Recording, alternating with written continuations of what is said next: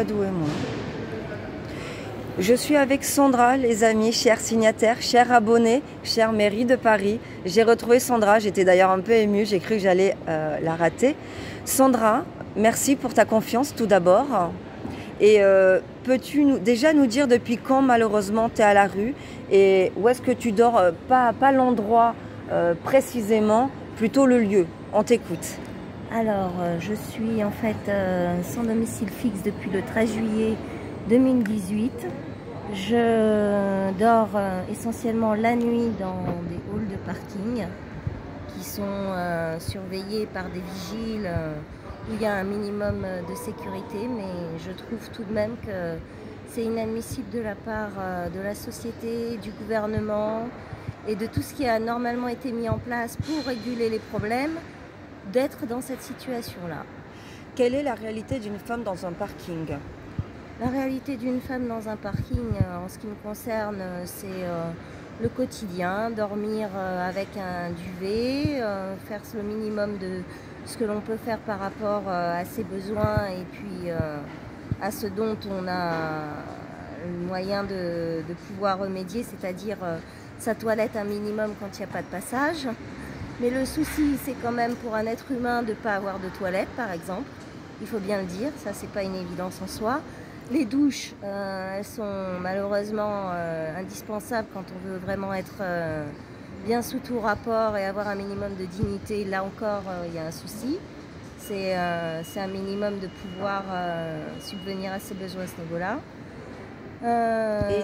Est-ce que tu es en danger? Tu te sens en danger? En danger dans le hall du parking, oui, j'ai été en danger dans le hall du parking où je me suis reposée, effectivement. J'en ai référé justement pour qu'il y ait moyen de remédier au problème. J'ai même eu des soucis avec certains fous, on va dire, qui ont eu des comportements excessifs, voire même qui ont essayé de me mettre en danger. Et en tant que femme, je trouve que c'est rédhibitoire. Et je vais me permettre une question un peu indiscrète, je m'en excuse, mais je pense qu'il est temps aussi d'en parler. Hein. On sait très bien que nous les femmes, nous avons les règles. Quelle est la réalité de cette situation pour une femme à la rue? Justement, elle est très délicate parce que comme il n'y a pas moyen de pouvoir avoir de toilettes, de se changer, c'est pas une évidence en soi.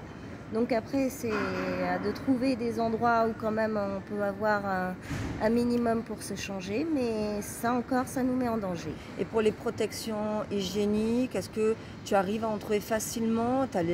Quand tu fais la manche, est-ce que tu t'en achètes? Enfin, comment ça se passe? Alors en fait, certaines personnes ont été attentionnées vis-à-vis de moi, m'ont donné de l'argent ou m'ont donné des chèques repas pour pouvoir manger, subvenir à mes besoins à tout niveau que ce soit. Et ça, ce sont de délicates attentions quand même pour pouvoir rester intègre. Et la question qu'on se pose, comment t'en es arrivé à dormir dans la rue? Ça peut arriver à tout le monde. Quel était déjà ton ancien métier, ton métier? Quel est ton métier? Mon métier, c'est animatrice de centre de loisirs. J'ai 24 ans d'expérience dans ce milieu-là. J'ai mon BAFA. J'ai l'attestation au premier secours, j'ai une expérience très riche dans ce contexte-là et j'étais animatrice à Courbevoie. Et comment ça s'est passé? Qu'est-ce qui s'est passé? Pourquoi le lundi tu étais dans un appart et le mardi tu étais à la rue?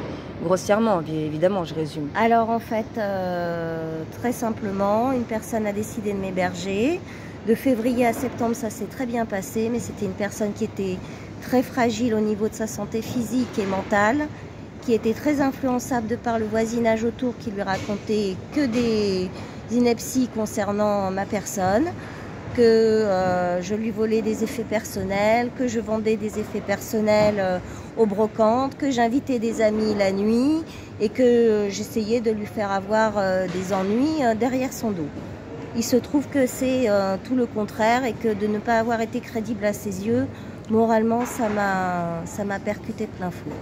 Et avant ça, justement, tu n'avais pas trouvé d'appartement, tu n'avais pas de stabilité? Absolument aucune. Elle est là, la vérité, malheureusement, aujourd'hui dans notre société. Oui. Avoir un toit. De juillet 2018 jusqu'au 6 février 2019, non, j'avais aucun domicile fixe, aucune personne qui ait pu me proposer quoi que ce soit. Non. Et aujourd'hui, est-ce que tu as des droits?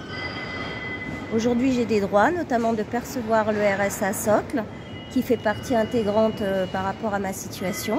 Je suis en attente justement des indemnités. Plus, j'ai à percevoir des indemnités du fait que j'ai travaillé en tant qu'animatrice.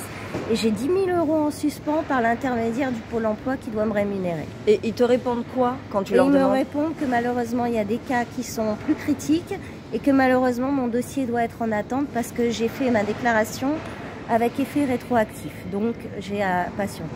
Donc, avec cet argent, ils ne se sont pas dit que tu pourrais payer une caution, avoir un appartement? Non, ils se disent rien du tout. On reste dans l'abstrait, ils nous font miroiter n'importe quoi. Ce n'est que de la théâtralité et c'est bien grave, je trouve, de la part du Pôle emploi. En tout cas, que j'ai concrètement dû assumer de leur part. C'est terrible, mais on va les contacter, bien évidemment. Hein, c'est que le début de notre aventure ensemble, avec les signataires, les abonnés, puis tous les maraudeurs qui nous suivent. On ne te laissera pas tomber. Moi, de toute façon, j'envoie cette vidéo à mes contacts de la mairie de Paris. Et ce soir, j'attends ton retour parce que tu as des pistes aussi. Mais normalement, ce soir, maximum demain, tu es à l'abri, tu ne seras plus à la rue. Je m'y engage. Très bien. Je te remercie, Sarah.